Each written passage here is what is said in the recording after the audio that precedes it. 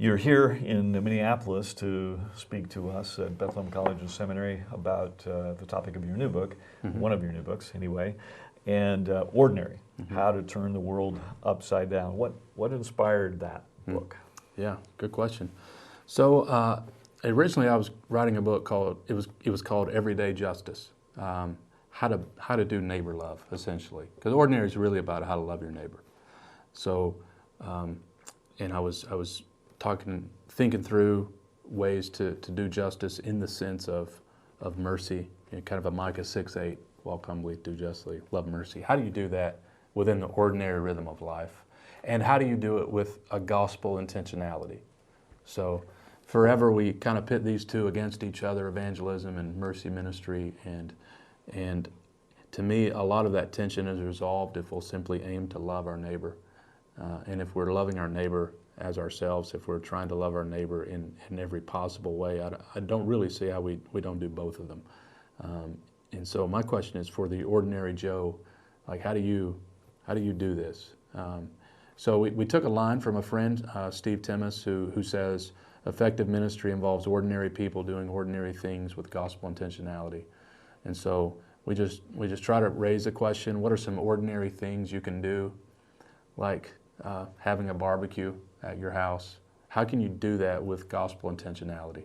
Which might mean you're just inviting a couple of people who are not part of your church, they're not part of your family.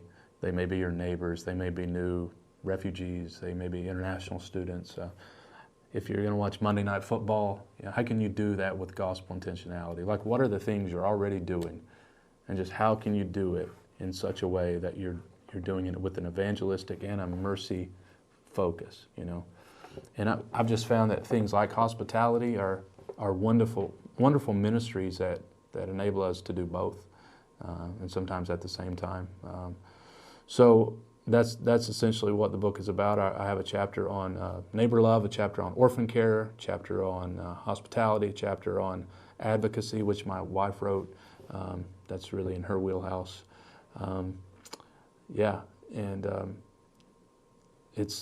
We try to drip that phrase into the life of our church to try to let them know essentially that everybody is a missionary and everybody can be involved in the mission, that the mission is not relegated to kind of the Green Berets of Christianity in your church that are doing all the dangerous, risky things. We need those people. We need more of those people. But what about the others, And I feel like a lot of sermons, a lot of books have kind of been an appeal to the people at the end of the spear, and I'm like, there's a lot of people back here, and I think they have a very significant role to play if we'll learn how to teach them how to think missionally about their life. So how can the guy who's got 3 kids and a mortgage and a job, like is there anything he can do that's significant with the mission of God? And there is, I think, if we begin to live with a sensitivity and an intentionality around us. So that was my attempt to encourage, really, just the ordinary person.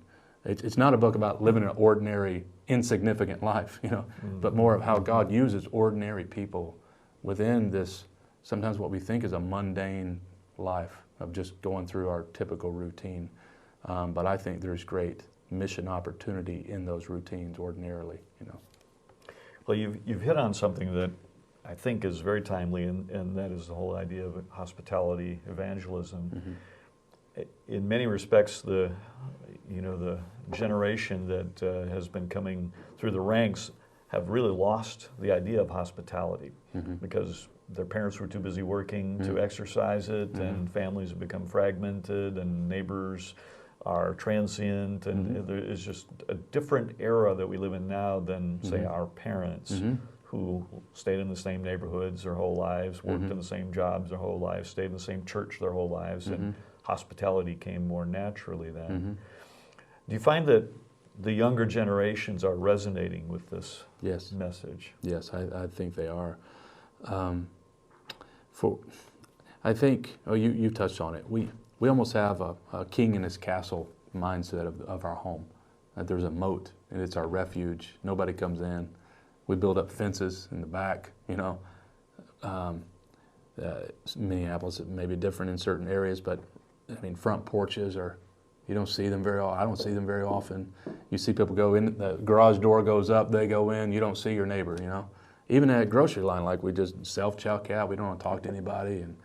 And I think our generation is finding that to be very unsatisfying, that kind of isolated life. And I think they long for relationships. I think everybody longs for relationships. We're made in the image of God, and I think one of the implications of that is we're relational beings. And I think perhaps the ambition of a former generation is a bit different. The younger generation, they'll spend $4 on coffee if they know where the coffee came from and who's roasting it. And there are some value shifts, I think, and some of it's good, some of it's probably not good. But I think just in how you think about home and where you live and why you choose to live in a place, I think a lot of those values are being wrestled with by this generation.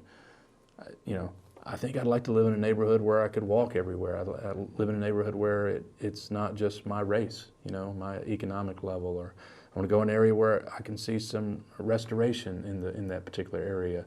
I love that about this generation. Sometimes they're very idealistic and they don't think about the details very much. But there are some things that I think are good in this generation, and at least in our church, which is, it contains a lot of younger folks. The idea of using their home as a stewardship, as a place of ministry, rather than a place of ownership, a place of this is my place. I think they've been super excited about learning how can I do this well, whether that's orphan care or foster care or doing a barbecue in the neighborhood, or I tell our folks, like, every seasonal opportunity, 4th of July, Memorial Day, Thanksgiving. I remember Piper preached on Luke 14. I'm going to speak on that tonight. His title was "Who to Invite Over for Thanksgiving," and it was about this idea of hospitality. I never forgot that message. It was 1980.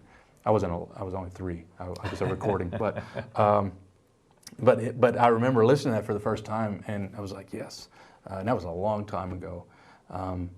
But even if you have tiny living quarters, which a lot of our college students are, I can't do this, I live in a dorm. I'm like, well, you don't have to do it by yourself. Like, this is another thing we try to emphasize is do it as a team. You can do hospitality as a community.